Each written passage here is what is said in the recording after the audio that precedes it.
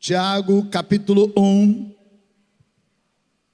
versículos 2, 3 e 4. E aí a gente pula e lê o versículo 12. Tiago 1, 2, 3 e 4 e 12. Olha o texto. Meus irmãos, considerem motivo de grande alegria o fato de passarem por diversas provações, pois vocês sabem que a prova da fé de vocês produz perseverança, e a perseverança deve ter uma ação completa, a fim de que vocês sejam maduros e íntegros, sem lhes faltar coisa alguma. Eu estou lendo na versão NVI, versículo 12. Feliz é o homem que persevera na provação. Diga, feliz é o homem que persevera.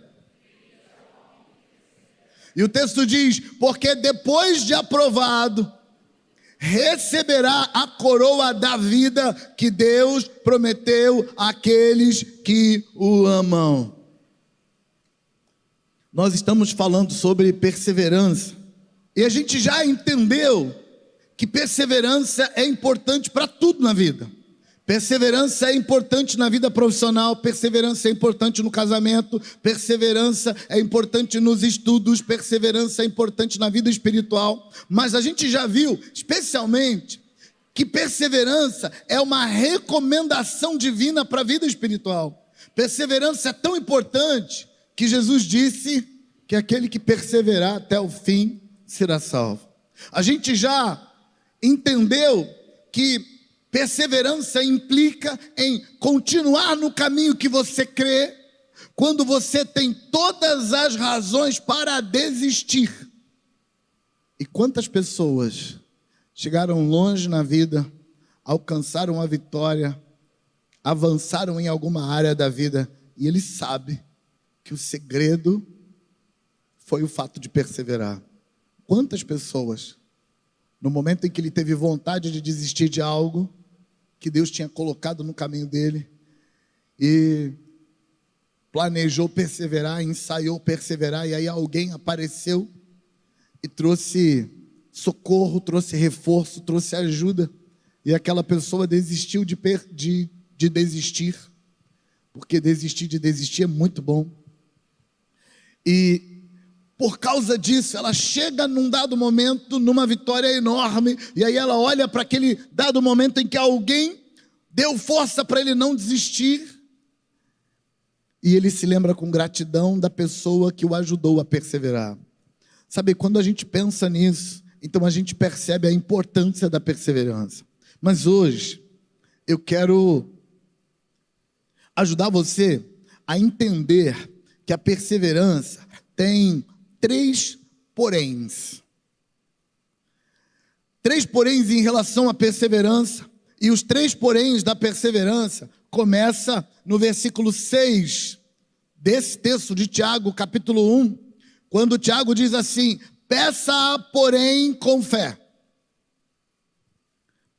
Mas antes de falar do porém da perseverança, e quando eu falo do porém da perseverança, implica que quando você decide perseverar, tem coisas que você precisa resolver, porque se você não resolver, não vai conseguir perseverar. Diga para uma pessoa perto de você assim: tem coisas que você precisa resolver. Porque se você não resolver, não vai conseguir perseverar.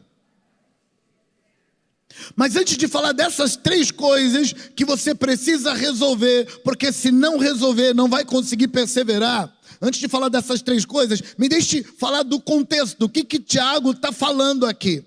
Qual é o objetivo de Tiago com esse texto? Quando Tiago escreve esse texto, o objetivo dele é expressamente falar de perseverança. Irmãos, todos os escritores do Novo Testamento, dentro do conjunto de pregação do evangelho deles, eles colocam perseverança como parte da pregação do evangelho. Não tem jeito de ter uma crença e não ter perseverança. A perseverança, ela é a consolidação da fé. Se não tem perseverança, a sua fé é mentirosa, não é verdadeira. Se não tem perseverança, você não acreditou no evangelho realmente. Então, nenhum dos escritores do Novo Testamento falam do evangelho sem colocar perseverança na conversa. Sem colocar essa decisão de não desistir. Haja o que houver, eu estou grudado com Deus e eu não vou desistir. Pode falar o que quiser, pode fazer o que quiser, pode gritar o que quiser, pode ameaçar o que quiser, pode dar o problema que der, não importa, eu não vou desistir. Essa perspectiva, ela aparece na pregação, no ensino de todos os escritores do Novo Testamento. E Tiago, ele escreve para falar disso. E ele escreve para falar disso porque ele estava vendo gente que começa a confiar, que aceita a verdade revelada de Deus, dá alguns passos no caminho dessa verdade, e então alguma coisa mexe com esse indivíduo, alguma coisa mexe com as emoções dele, e aí porque alguma coisa mexeu, ele diz, quer saber? Eu vou desistir. Essas coisas fazem Tiago escrever e dizer assim, no versículo 2, meus irmãos, aprendam a considerar como motivo de alegria quando vocês passam por diversas provações, pois vocês sabem que a prova da vossa fé produz perseverança. Tiago está escrevendo para os crentes e dizendo para eles que o jeito de chegar na perseverança é começar com decidir comemorar na hora da provação. Porque funciona assim. Deus te revela uma verdade, você decide ter fé, aí vem uma provação da sua fé. Se você decidir perseverar, o resultado é a perseverança. Quando a perseverança acontece, agora você está pronto para receber o resultado, a verdade que você recebeu inicialmente. O processo é esse o tempo todo. Para tudo que Deus está operando no mundo, desde que Deus começou a operar no mundo, o processo é sempre esse. Não tem uma verdade de Deus dada a você que não será provada. Não tem uma revelação de Deus dada a você que num dado momento ela não vai ser contraditada, questionada, atacada, para que você decida continuar crendo. Não tem jeito. E aí Tiago diz, vou dar um segredo para você. Quer perseverar? Começa olhando para a provação como um privilégio, como uma alegria. Quer perseverar? Começa olhando para a dificuldade que aparece no seu caminho como uma oportunidade. Começa olhando para o problema como, amém, agora chegou minha hora, agora o negócio vai andar. A ideia de Tiago é que é preciso construir a perseverança. E para construir a perseverança, é preciso se posicionar diante da dificuldade como uma oportunidade. Um exemplo bíblico disso é o exemplo de quando Davi, o garoto, foi levar comida para os irmãos que estavam na guerra, porque Davi não estava apto para a guerra. Davi vai levar, ele não está indo para a guerra, ele não está apto para a guerra. E ele olha para o ataque de Golias como uma oportunidade. Quando ele vê Golias, o gigante atacando, Davi se posiciona e Davi diz, quer saber? Está na hora de eu me posicionar como homem de Deus, porque tem um gigante ali que precisa cair. Nessa mesma situação que o mesmo gigante ataca, Saul, o rei de Israel nesse momento, se posiciona como alguém que olha a dificuldade como uma comprovação cabal de que Deus havia abandonado ele. Quando Saul vê o gigante, ele diz, está vendo, Deus me abandonou e liberou esse gigante para me humilhar. Davi olha para o mesmo gigante e diz: vamos derrubar o gigante, porque Deus está com a gente. O que Tiago está dizendo é que o caminho para construir a perseverança começa com você decidir olhar para o problema com a perspectiva correta. E Tiago chama esse olhar para o problema com a perspectiva correta de se alegrar com o problema. Ele diz: alegrai-vos, ou encha o seu coração de alegria quando você passar por várias provações. E sabe o que é legal de você olhar para o problema com alegria, olhar para o problema com a perspectiva certa? É que isso vai te inspirar a perseverar. E a perseverança vai trazer o resultado. No versículo 3, Tiago diz assim: saibam que a prova da fé de vocês vai gerar perseverança. Então, o que Tiago está dizendo é assim: você tem fé, aquela fé sem a qual é impossível agradar a Deus. Tiago está dizendo, essa fé, que é importante para a sua vida espiritual funcionar, ela precisa se acoplar à perseverança para ela ser real. Ela precisa da sua decisão de não desistir para ela ser real. E é nesse ponto que Tiago entra nos 3 poréns que começa no versículo 6. Então, registra que o objetivo de Tiago é ajudar você a entender que perseverança é importante e que sem perseverança sua fé não é fé e ela não funciona. E agora que isso está resolvido para o leitor de Tiago, ele chega no versículo 6 e diz assim: peça, porém, com fé, sem duvidar, pois aquele que duvida é semelhante à onda do mar, levada e agitada pelo vento. Então, o primeiro porém da perseverança é a dúvida. Toca em alguém perto de você e diga para ele assim: o primeiro porém da perseverança é dúvida. Diga para ele: com dúvida não há perseverança. A ideia de Tiago, quando ele coloca a dúvida na história, é que quando você está indo, correndo para ganhar a corrida, e você está cobrando muito mais do seu corpo do que ele pode dar, você está obrigando o seu corpo a ir mais longe, porque isso é perseverança. Nessa hora, alguém te pergunta assim: você tem certeza que os seus joelhos estão bons? Tem certeza que o seu pulmão aguenta chegar no final? A dúvida vai enfraquecer o joelho e o pulmão só porque você aceitou uma dúvida.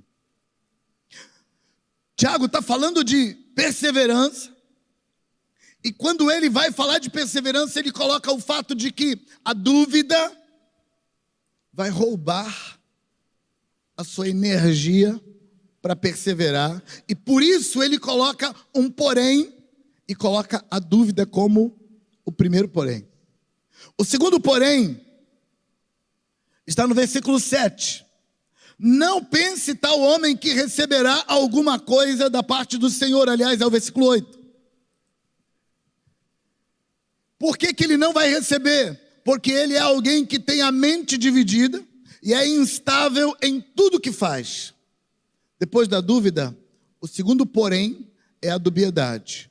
O homem com a mente dividida, que aparece no versículo 8. E o que é esse homem com a mente dividida?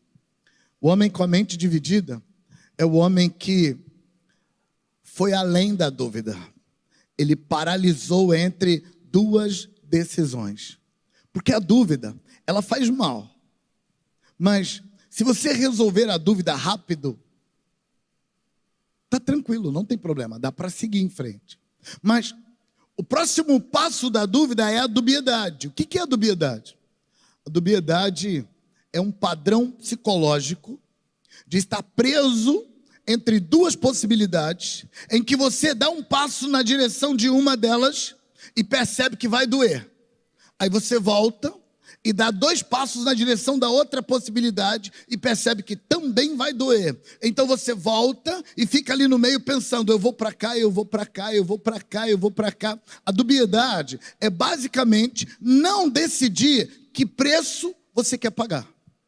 E aqui eu preciso abrir um parêntese para dizer para você que na luta para construir a sua perseverança, você precisa colocar uma coisa na sua cabeça.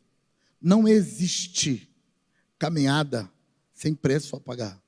Não existe caminho que não tenha conta para pagar. E isso, irmãos, é importante, porque um dos pressupostos da nossa crença evangélica é de que se eu escolher o caminho errado, eu vou pagar caro por isso. Se eu escolher o caminho certo, aí não tem preço para pagar. Mas essa perspectiva não podia estar mais equivocada. Sabe, muitas vezes, Jesus precisou lembrar os discípulos que quem quiser vir após mim tem que tomar a sua cruz a cada dia e negar-se a si mesmo e me seguir sabendo dessa conta para pagar. Mas quando uma pessoa pensa assim, se eu vou seguir a Jesus, então tem uma conta cara. E aí ele diz, não, eu não quero seguir a Jesus. Se você não seguir a Jesus, tem uma outra conta cara.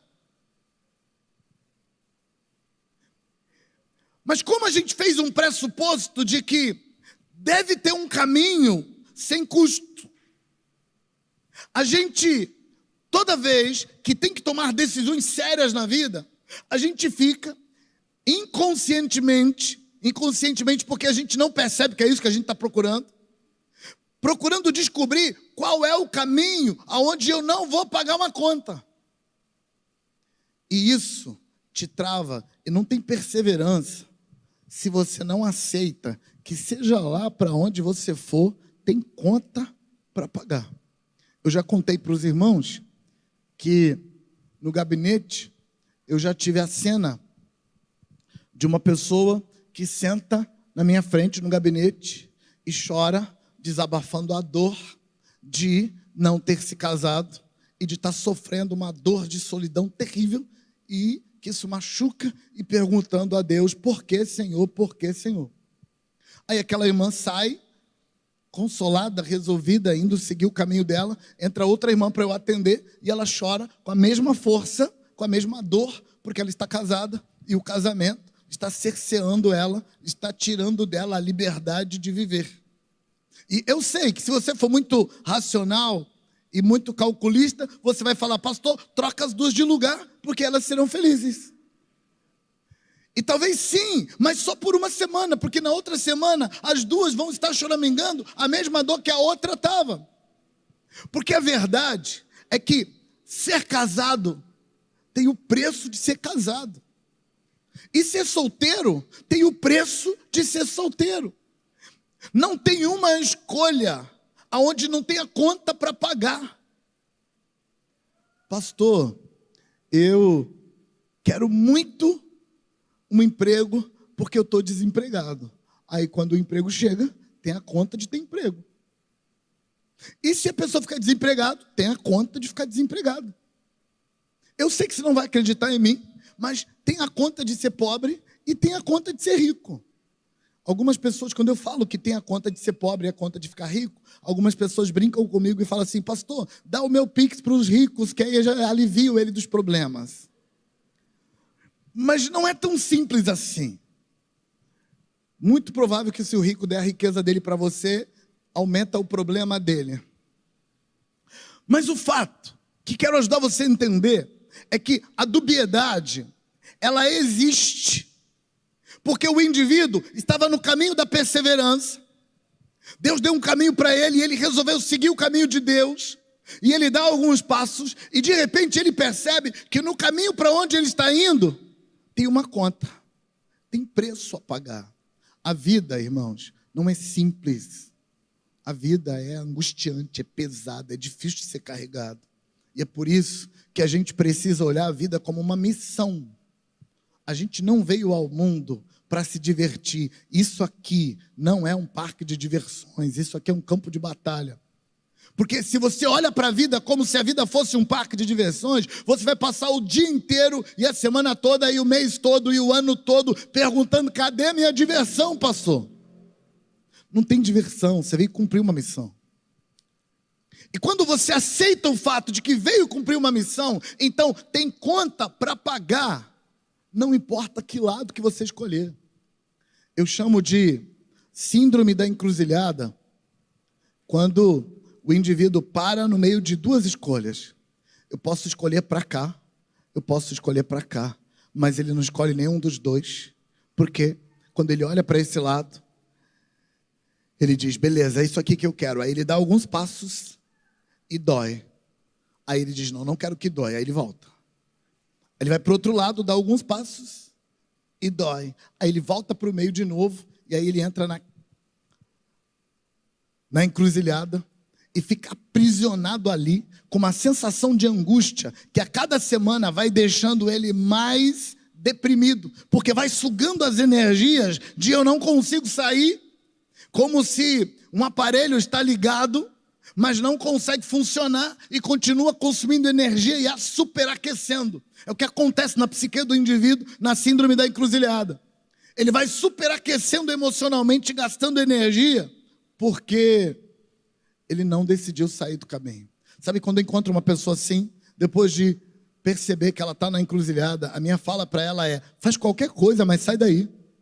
Mas pastor, e se eu escolher o caminho errado? Pelo amor de Deus, escolhe o errado. Mas sai daí. Porque quando você escolhe o errado, você tem a oportunidade de ir, pagar a conta e descobrir que não é essa conta que você quer pagar. Então você pode seguir em frente e pagar outra conta.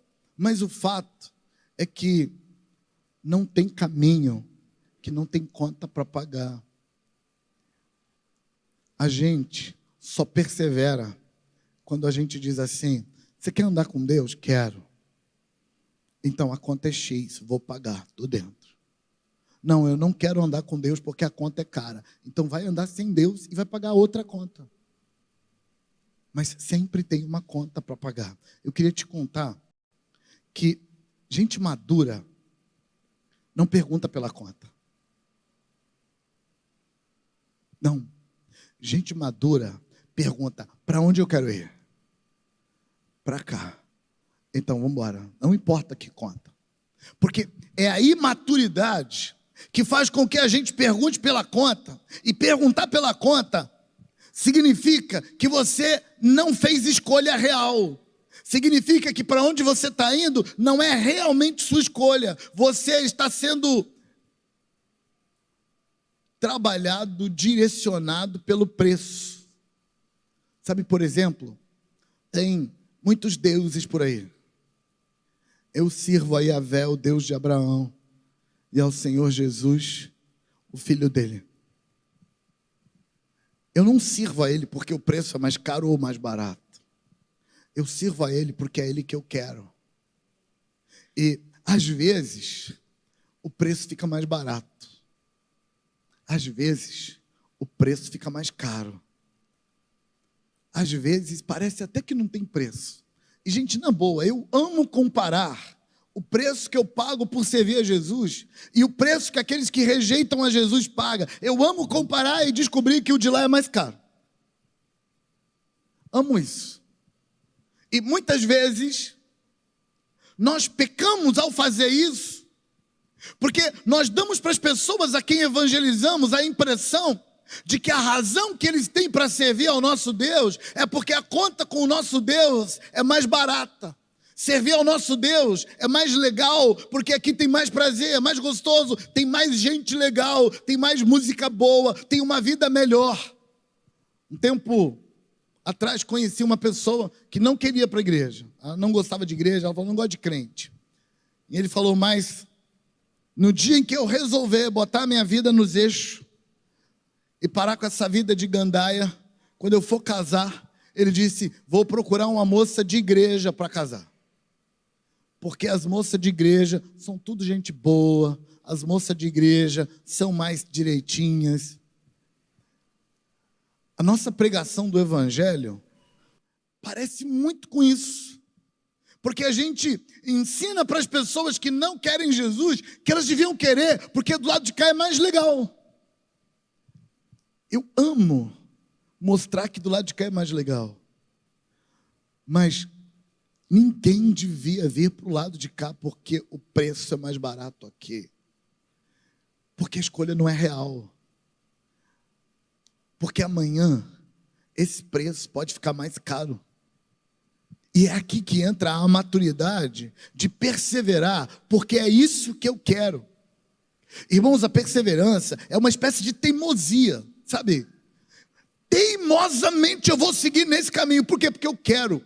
Mas ficou mais complicado, não importa, é isso que eu quero. É esse Deus que eu escolhi para a minha vida. Mas ficou difícil, eu me angustiei, as coisas complicaram, eu entrei em crise, o negócio ficou difícil. Não importa, eu ainda estou nesse caminho. Haja o que houver, o meu caminho é o caminho de Deus, é o caminho da vida, é o caminho do bem. Mas você cai no caminho do bem, caio, mas assim que eu cair eu vou levantar, porque é para cá que eu quero ir. Mas você encontra resistência no caminho do bem, encontro, mas assim que eu encontrar eu vou cair para dentro, vou fazer o que der, mas eu vou continuar nesse caminho. A dubiedade, ela te paralisa, porque você fica preso entre duas possibilidades. No tempo de Elias, o profeta, Israel foi controlada por Jezabel, uma sacerdotisa de Baal e de Astarote, ou Aserá. Aserá e Astarote é o mesmo nome da mesma divindade, que era a versão feminina de Baal. E quando Jezabel domina a nação de Israel, ela estabelece na nação de Israel um culto a Aserá. E ela começa a perseguir todos os profetas de Yahvé, entre eles Elias. E o povo de Israel adorava a Yahvé quando Jezabel não estava olhando, e adorava a Baal quando Jezabel estava olhando. E na medida em que eles, por causa do jogo de interesse, eles iam fazendo suas escolhas motivados pelo peso, pela conta a pagar, depois de algum tempo eles começaram a pensar que sabe de uma coisa, que Yahvé é um Deus bom, mas Baal também não é ruim. E eles começam a misturar as coisas. É isso que a dubiedade faz. A dubiedade, ela estabelece que você não fez escolhas, porque você ficou com medo da conta que você paga para esse, e você ficou com medo da conta que paga para esse, e aí você travou. E aí não tem perseverança. O primeiro, porém, é a dúvida. Com dúvida, não tem perseverança. O segundo, porém, é a dubiedade. Com dubiedade, não tem perseverança. O terceiro, porém, que Tiago coloca para a perseverança, é o complexo de inferioridade. E no texto, o complexo de inferioridade aparece no versículo 9, 10 e 11. Olha o complexo de inferioridade aparecendo aí. O irmão de condição humilde orgulhe-se ou deve se orgulhar quando estiver em elevada posição. E o irmão rico deve orgulhar-se se passar a viver em condição humilde, porque ele passará como a flor do campo. Versículo 11. Pois o sol se levanta, traz o calor e seca a planta, cai a sua flor e é destruída a beleza da sua aparência. Da mesma forma, o rico murchará em meio aos seus afazeres. Tiago está falando de alguém que é pobre e está falando de alguém que é rico. E ele diz para o pobre assim: o pobre deve se gloriar na sua riqueza. E para o rico, ele está dizendo, o rico deve se gloriar na sua pobreza. O pobre deve se lembrar que ele tem muito mais do que acha que tem. E o rico deve se lembrar que ele tem muito menos do que ele acha que tem. Do que Tiago está falando? E lembra que o assunto de Tiago está no meio da conversa sobre perseverar. Tiago está falando de um complexo psicológico terrível chamado complexo de inferioridade. Esse complexo é uma crença construída na alma do indivíduo, em níveis mais profundos da alma, em níveis não perceptíveis da alma, que o controla, fazendo o indivíduo viver acreditando que ele não é bom o bastante, que ele não é grande o bastante. No geral, o indivíduo nota esse complexo de inferioridade através da comparação. Ele está sempre se comparando com alguém que tem o que ele não tem, que pode o que ele não pode. Esse indivíduo complexado, às vezes, o complexo dele vai aparecer se sentindo pior que os outros. Às vezes, o mesmo complexo de inferioridade vai aparecer com ele se sobrepondo aos outros. É o mesmo complexo aparecendo de duas formas diferentes. Às vezes, quando o indivíduo tem um complexo de inferioridade, ele diz, coitado de mim, que pessoa pobre, necessitada, sem nada que sou eu. Nada é dado para mim, tudo é dado para os outros. Esse mesmo complexo aparece assim, eu sou melhor do que todo mundo e não vou me rebaixar para gentalha porque eu sou uma pessoa importante. Não se engane. O que aparece como superioridade é tão inferioridade quanto aquilo que aparece como inferioridade. A pessoa complexada, ele se sente inferior e por se sentir inferior, ele precisa pisar em alguém para se sentir melhor. Mas ele está se sentindo pior. Sabe, quando você percebe alguém tendo que defender excessivamente uma causa, significa que ele não acredita tanto assim naquilo. Significa que ele está com medo que alguém consiga provar que o que ele acredita está errado. É basicamente isso.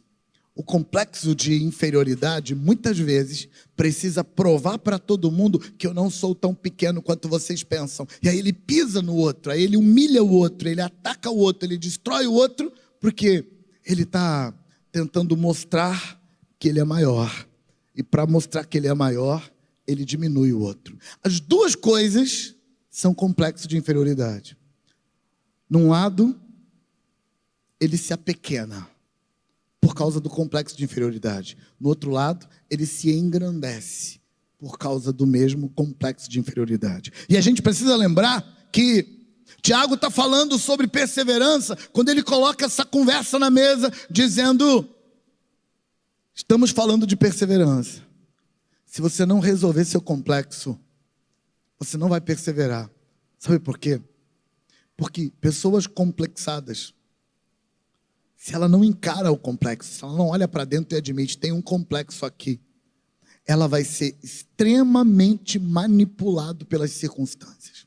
Circunstâncias mexem com as certezas de quem é complexado, porque a certeza dele está construída em cima de areia movediça. Qualquer coisa que muda, as certezas dele mudam. Eu tenho certeza absoluta disso. E aí alguém mexe, ele se magoa, se irrita, se sente mal e ele diz, para que você foi falar isso? Acabou com a minha certeza. Mas não, você não tem que não ser complicado para não ser complexado para perseverar. Para perseverar, você só precisa admitir que é. Olhar para dentro e perceber, tem um complexo aqui. Se esse complexo se manifesta diminuindo o outro, ou se esse complexo se manifesta diminuindo a mim, não importa, tem um complexo. E como é que eu persevero olhando para o meu complexo? Eu duvido dele. Olhar para o que o meu complexo me diz, se eu sei que ele está aqui, eu posso olhar para o meu complexo e dizer, eu sabia que você ia falar isso, estava só esperando.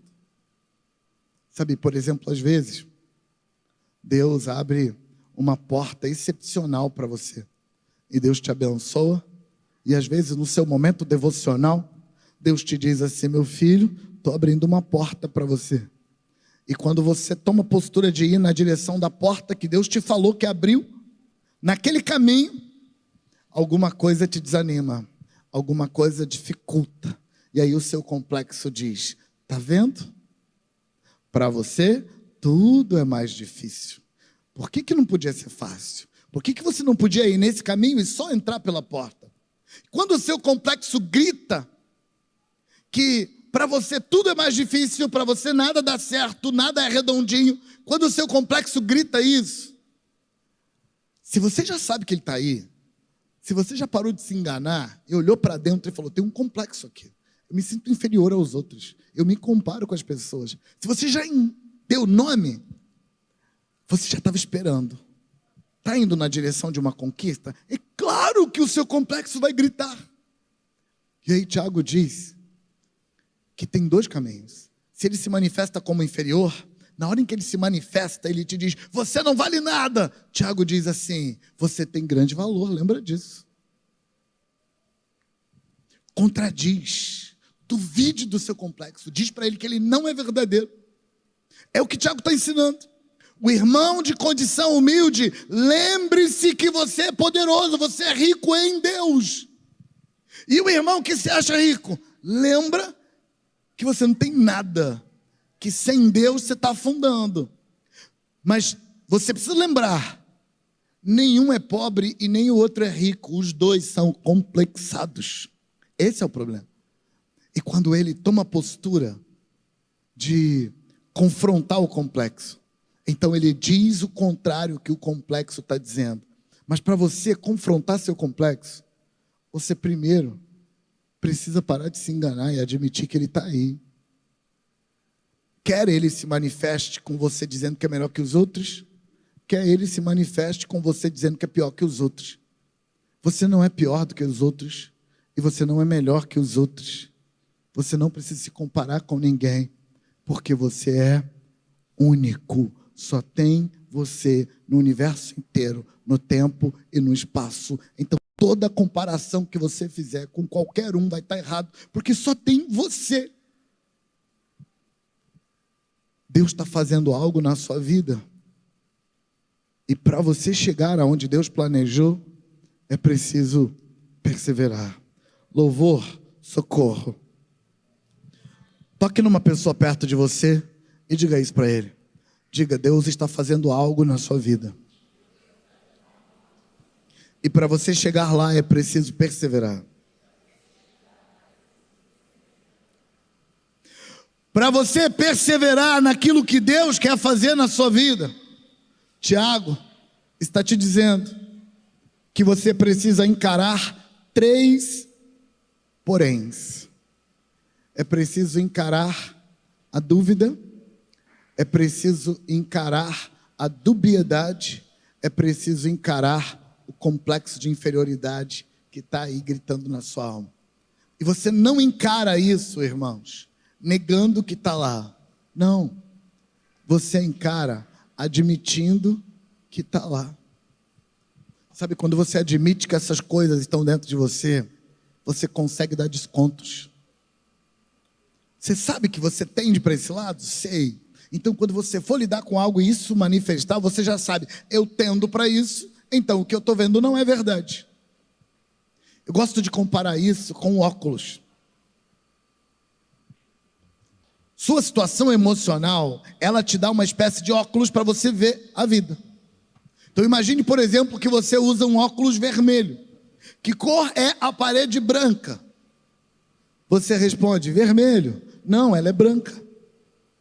Parede branca é branca. Mas o seu óculos vermelho jura que é vermelho. Até que você descubra que usa um óculos vermelho.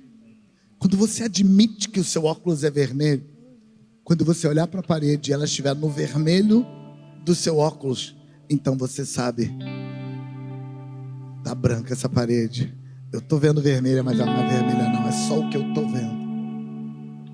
Pastor, eu nunca vou mudar essa porcaria desse óculos para ver direito. É possível que sim, se você continuar crescendo, muda. Mas o que eu quero te dizer é que para perseverar, não precisa. Quando você observa os escritores do Novo Testamento falando sobre perseverança, irmãos, eles colocam a perseverança num patamar que qualquer um é capaz. Por quê? Porque perseverança não tem nada a ver com eu não consigo, eu me sinto, eu penso, eu acho, não tem nada a ver com isso. Perseverança é eu vou. Ah, mas eu estou mancando, então eu vou mancando. Mas minha perna dói, eu vou com a perna doendo. Eu não consigo andar, então eu vou me arrastando. Eu não consigo me arrastar, eu vou rolando. Perseverança não tem nada a ver com eu resolver. Perseverança só tem a ver com eu decido que eu vou. Deixa eu te contar. Eu já decidi que eu vou ser de Jesus. Eu não consigo, irmãos, prever o futuro. Eu não sei o que vai ser amanhã. Eu não sei o que vai ser de mim amanhã. Eu não sei o que vai ser da igreja amanhã. Eu não sei o que vai ser do Brasil amanhã. Eu não sei o que vai ser da minha vida financeira amanhã. Eu não sei o que vai ser da minha saúde amanhã. Mas não importa. Eu não dependo de nenhuma circunstância para perseverar. Porque perseverar é só confiar em Deus e cair para dentro e decidir, haja o que houver, eu não vou voltar atrás. Não vou. Está resolvido. Aí, às vezes fica muito difícil prosseguir. Mas o que a gente faz? Prossegue. Às vezes fica muito fácil prosseguir. E o que a gente faz? Prossegue. Às vezes fica na média e a gente prossegue. Às vezes tem gente me odiando e o que a gente faz? Prossegue. Às vezes tem gente me amando, me bajulando e o que a gente faz? Prossegue. Às vezes eu estou ganhando muito dinheiro e o que a gente faz? Prossegue. Às vezes eu perco tudo que eu tenho e o que a gente faz? Prossegue. Perseverança é isso. Olhar para dentro não é para eu vou consertar minha alma e depois eu vou prosseguir. Não. Eu vou resolver a minha dúvida e depois eu vou prosseguir. Eu vou resolver o meu complexo de inferioridade e depois eu vou prosseguir. Eu vou resolver a minha dubiedade e depois eu vou prosseguir. Não, não é para isso. Você pode perseverar com dúvida. Você pode perseverar com complexo de inferioridade. Você pode perseverar com dubiedade. Pode ficar um pouco mais fácil ou um pouco mais difícil, mas a gente pode sempre perseverar. Por isso, Jesus disse que aquele que perseverar até o fim será salvo. Toca numa pessoa perto de você e diga para ela assim: você precisa perseverar, porque aquele que perseverar até o fim será salvo. Fique de pé.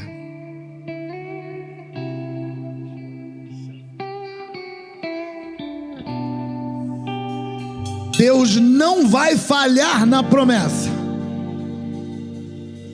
E a promessa é essa: aquele que perseverar até o fim será salvo. Aquele que perseverar até o fim será salvo. Eu não sei do que você precisa ser salvo. Por isso eu vejo, leva-me pela estrada da fé, onde outros que Eu não sei em que área da sua vida você está precisando ser salvo, mas seja em que área for que você está precisando ser salvo, a promessa é essa: aquele que perseverar até o fim será salvo. Se você não desistir, Deus não desiste.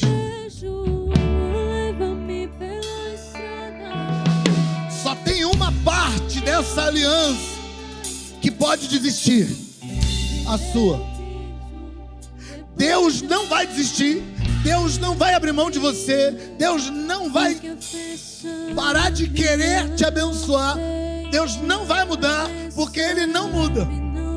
É por isso que, se você não desistir, vai dar certo. Deus vai fazer um milagre. Deus vai te curar, vai te libertar. Deus vai te levar para o céu. Deus vai intervir no seu casamento, vai intervir nas suas finanças. Deus vai salvar sua casa, vai salvar sua família. Deus vai fazer o que Ele disse que faria. Se você não desistir, Deus não desiste, porque Ele nunca desiste. Por isso perseverar é importante.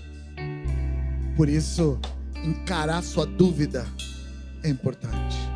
Pastor, se eu tiver dúvida, então eu não posso perseverar. Claro que pode.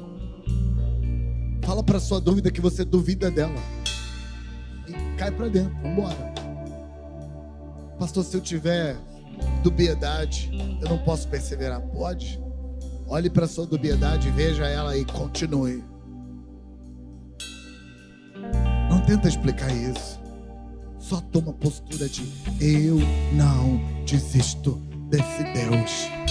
Eu não vou parar de confiar. Eu vou continuar crendo.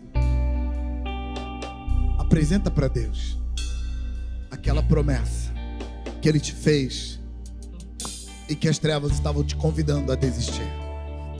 Apresenta para Deus aquela promessa. Apresenta e diga para Deus que você não vai desistir. Assume o seu compromisso de fé. Entra diante dele. Assume seu compromisso de fé. Assume seu compromisso de fé. Diga para Deus. Diga para Ele que você não vai desistir, que você vai continuar crendo até Ele fazer o milagre que Ele prometeu. Faça a sua oração. Eu quero orar por você, mas só depois que você orar. Faz sua oração. Eu confio, por isso eu vejo. Leva-me pela estrada da fé. Faça sua oração. Outros que andaram não erraram. Faça sua oração. Depois eu vejo. Se eu confio, por isso eu vejo. Senhor, eu oro por nós.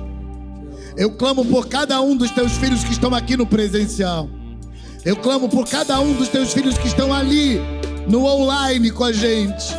Eu clamo por todos eles, Pai, para que a revelação da sua palavra produza fé.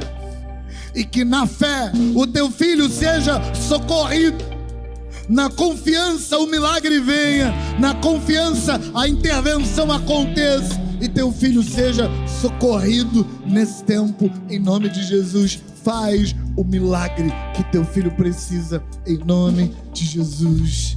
Levante a sua mão direita e diga assim: Senhor, faz o milagre que eu preciso, porque eu estou decidido. Eu não abro mão da minha fé. Eu não abro mão do meu relacionamento contigo. Eu não abro mão da minha aliança contigo, porque eu estou decidido a perseverar na fé. E eu sei que só mais um pouquinho de tempo e aquele que há de vir virá, e o Senhor não tardará. E enquanto o Senhor não vem, eu permaneço na fé. Em nome de Jesus. Amém. Dê um aplauso forte a Ele. Forte a Ele, a Ele, a Ele.